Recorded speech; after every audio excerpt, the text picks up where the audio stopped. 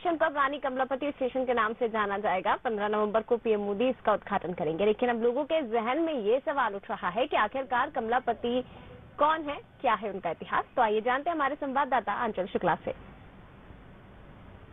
Habibganj station का नाम बदलने के साथ ही इतिहास के गुम हुए पन्नों से निकलकर एक बार फिर से लोगों के जहन में ये सवाल उठ खड़ा हुआ है कि आखिर कमलापति कौन थी।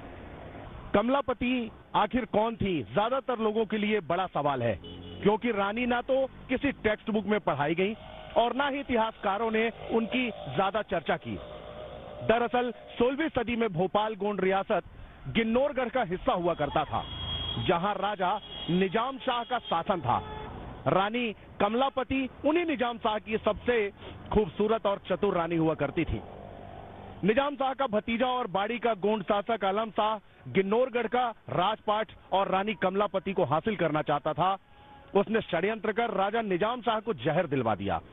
निजाम शाह की हत्या के बाद रानी कमलापति अपने बेटे नवल शाह को लेकर भोपाल चली आईं और यहां अपने 7 मंजिल महल, जिसे आजकल कमलापति महल के नाम से जाना जाता है, में रहने लगी।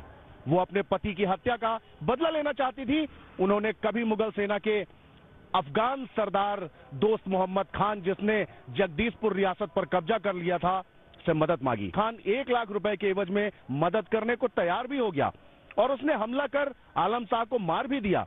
लेकिन कमलापति के पास 1 लाख रुपए नहीं थे, लिहाजा उसने बदले में भोपाल, जो उसे उस वक्त एक छोटा सा गांव था, दोस्त मोहम्मद खान को दे दिया। लेकिन दोस्त मोहम्मद खान पूरे गिन्नौरगढ़ पर कब्जा करना चाहता था। कहा यह भी जाता है कि वो रानी को भी पाना चाहता था। इसका अंदेशा होते ही रानी के बेटे नवल शाह ने दोस्त मोहम्मद खान पर हमला बोल दिया।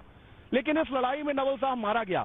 जब रानी कमलापति को इस बात का पता चला तो दोस्त मोहम्मद खान के हाथों में पड़ने से पहले ही उन्होंने भोपाल के छोटे तालाब में जल समाधि ले ली।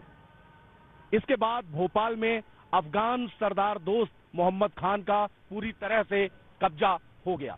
ये जो महल आप देख पा रहे हैं, ये 7 मंजिला, ऐसी किंवदंतियां हैं कि ये 7 मंजिला गहरा था। मतलब अभी आप जो ऊपरी हिस्सा देख रहे हैं, इसके नीचे भी 6 हिस्से हुआ करते थे।